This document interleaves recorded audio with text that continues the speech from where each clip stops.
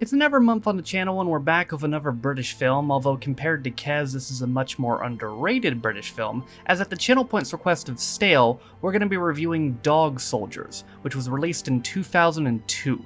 Directed by Neil Marshall, who also directed The Descent in 2005 as well as the 2019 version of Hellboy, Dog Soldiers centers around members of the UK military who are dropped into the Scottish Highlands, apparently for a training exercise. But that training exercise ends up to be more than they could ever imagine, as they end up in a battle with werewolves. Yeah, that's right, werewolves. The movie was released exclusively in the United Kingdom and got solid reviews and made some money, £5 million on a £2.3 million budget. The movie also had a very solid cast, which includes Sean Pertwee, who's also the narrator of MasterChef and was recently Alfred Pennyworth in Gotham, Kevin McKidd, who voiced Soap in Call of Duty Modern Warfare 2 and 3, and was also Father Deegan in the Father Ted Christmas special, and Liam Cunningham, who's been in a number of things and might be best known for being Davos Seaworth in Game of Thrones. But were these military men able to defeat these werewolves and get out of there alive? Well, we're gonna find out right now as we review Dog Soldiers, released in 2002. So our film begins in the Scottish Highlands where an unnamed couple are going camping. The woman gifts the man a silver letter opener as a present, and that night when they're about to have sex, they're ambushed by some large, unseen creatures who are heavily implied to be werewolves. We then wind the clock back 2 hours to a forest in North Wales where a man named Cooper appears to be on the run from some assailants. Cooper is eventually apprehended, but turns out he's a soldier trying to join the Special Forces under Captain Richard Ryan. Cooper is at the top of the class, but as a final test, Ryan orders him to kill a dog in cold blood, which Cooper refuses. Ryan then kills the dog himself and Cooper attacks him, which Ryan responds to by banishing him and sending him back to his squad. So it's now 4 weeks later back in the Scottish Highlands, and Cooper's squad has landed there to carry out some sort of training exercise. His squad includes Privates Phil Spoon Witherspoon, Joe Kirkley, and Terry Milburn, as well as Corporal Bruce Campbell and their sergeant and squad leader, Harry Wells. And wouldn't you know it, but in this training exercise, turns out they're matched up against the Special Forces. They're all not too pleased about this assignment, especially Joe, who just wants to get home and watch the big football match between Germany and England. They also shared a story about the couple who went missing 4 weeks earlier, and apparently a lot of people have gone missing from this area recently.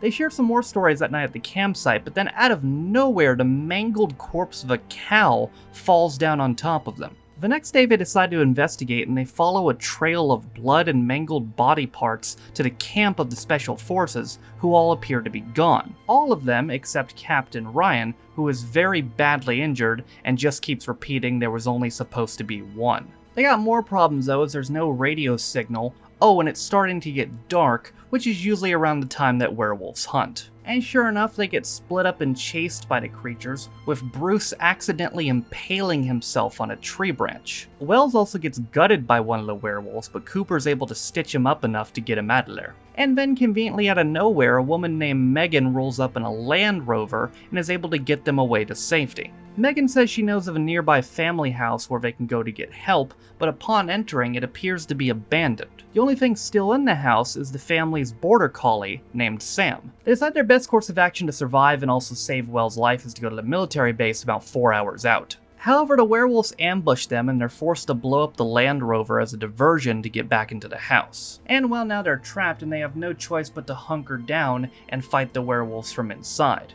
Megan also happens to be a zoologist and turns out she's been studying these werewolves, and apparently they only turn into werewolves once a month to feed, and if they waited out till morning, they might revert into human form. Megan and Cooper also attempt to superglue Wells' guts back into his body, but he's not taking it very well, so Cooper has to take action. They're also getting very suspicious of Captain Ryan, and rightfully so, as it appears his wounds have magically healed. So they do what any logical people would do, and tie him to a chair. The werewolves then make their move and attack the house in an intense and around 4-minute long fight scene, but the military are able to hold them off. However, the werewolves get the last laugh as they abduct Terry out of the house. They're now starting to run low on ammunition, and they don't think they'll be able to hold the werewolves off the whole night. Megan tells him, however, that there's another Land Rover in an outside garage, so while a spoon serves as a distraction, Joe makes a run for it. Joe gets to the car and successfully hotwires it, and then he looks up to see one of the werewolves biting Terry's head off. He's able to back the car up to the house though, but then realizes there's another werewolf in the back seat, and that's the end of Joe. Well, the squad's officially down another 2 members, but hey, Wells is magically feeling better, that's good at least. Cooper is not feeling so good though, and he decides it's about time to get answers from Ryan. And after a little persuasion, he finally gets the truth. Turns out Ryan and the Special Forces were sent there to capture one of the werewolves and bring it back, and Cooper and his squad were meant to be the bait. They're then prepared to kill Ryan, but turns out they're not going to be doing much of that at all, as Ryan has transformed into a werewolf. And after a short fight in which a stake goes for Ryan's heart, he decides to flee out the window. Well, don't know what the hell they're going to do now. They're almost completely out of ammo and they're down to 4, but luckily Megan has another last-ditch plan out of nowhere. She theorizes that maybe the werewolves are cooped up in that barn outside, so they load up some gasoline and prepare to blow the barn up. And they roll the gasoline in there using the second Land Rover and then light it using a gas trail, and that's it! The barn's blown up, brothers. Everything's saved, right? Well, not right. Turns out there weren't any werewolves in the barn, and Megan already knew that. How did she know that? Well, turns out it's because she herself is also a werewolf. Oh, and also she unlocked the back door to let the other werewolves in. We don't get to see her werewolf form though, as just as she's about to transform, Wells shoots her in the head. Wells and Cooper then run from the werewolves and hide upstairs, while Spoon gets trapped in the kitchen. And while Wells and Cooper attempt to get away, Spoon fights off one of the werewolves and is starting to actually get the upper hand until another werewolf intervenes and they rip Spoon to shreds. Wells and Cooper are eventually able to reconvene and knock down some walls, and eventually they decide to knock through the floor, which ends them up in the kitchen. They find what's left of Spoon, but they also find some convenient hatch, which leads to a basement. Cooper goes down there with Sam and tries to get Wells to come with, but Wells won't do it, as he acknowledges that he's about to turn into a werewolf himself. Cooper reluctantly goes down and Wells closes up the hatch, and then cuts the gas line under the stove. The other werewolves then break into the room, and right as Wells is transforming, he turns the gas up on the stove, which explodes the whole house and kills them all. In the aftermath, Cooper and Sam are still alive, with their only company being all these bodies hanging in the basement. Oh, and also one more thing, Ryan, the last remaining werewolf. Ryan prepares to impale Cooper with the stake lodged in his body, but then Sam provides a distraction while Cooper finds the silver letter opener from the beginning of the film. He uses it to stab Ryan with, which weakens him enough to allow Cooper to shoot him in the head and kill him. And with all the werewolves dead and everybody else he knows, Cooper and Sam are finally able to leave this place. At least they have each other. But also, Wells gave Cooper some photos, so everybody will know what happened here, right? Yeah, well, not exactly. The reason not exactly is because the only newspaper that picks up his story is a tabloid newspaper called the Express Mail, with the headline "Werewolves Ate My Platoon" overlaid by the score of the England-Germany game. So one of your immediate thoughts might be, was there a sequel to this movie? And the answer to that is maybe. Ever since the movie came out, a sequel happening has been very on and off. In the DVD commentary, the director said that originally it was supposed to be a trilogy. There was multiple attempts and then they were cancelled. There was supposed to be a web series in 2011 and that didn't happen. It apparently was filmed though, and there was a trailer and it said it was in pre-production, but I don't think it actually came out. And then in 2013 there was actually a title announced, Dog Soldiers Fresh Meat, as well as a release date of March 23rd, 2014, but that never ended up happening either. However, in February of just this year, director Neil Marshall said that talks are ongoing for a sequel, and it's looking like a real possibility. And with next year being 20 years since the original came out, you gotta wonder if next year will finally be the year where we see the fabled Dog Soldiers 2. So as far as how this movie was, I liked it a lot. I think it's criminally underrated, and I don't have much negative to say about it.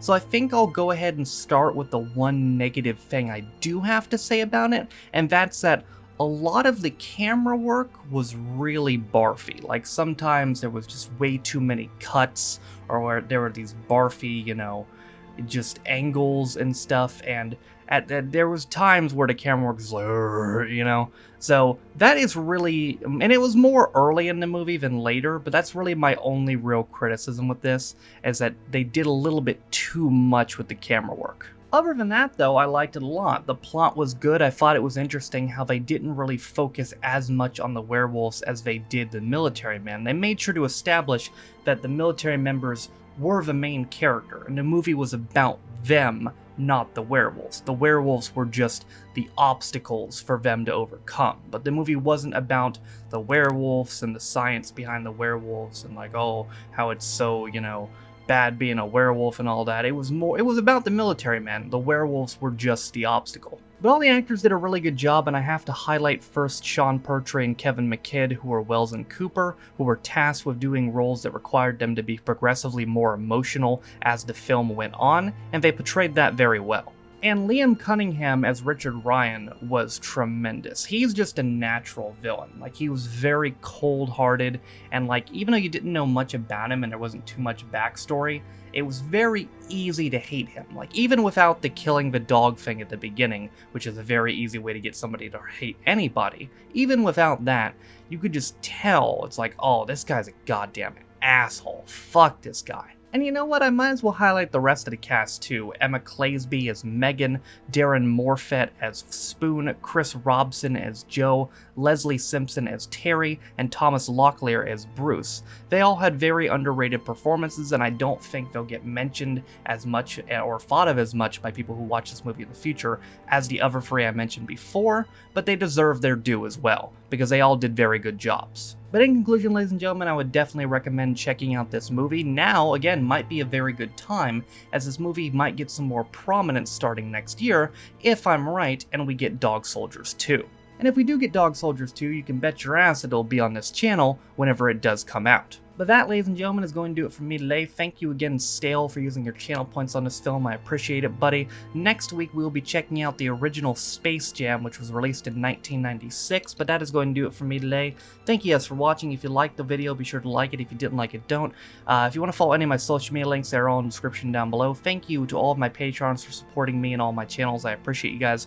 With all that being said, though, my name is Noah Taff. This has been my review of Dog Soldiers, released in 2002, and I'll see you guys next time. Bye.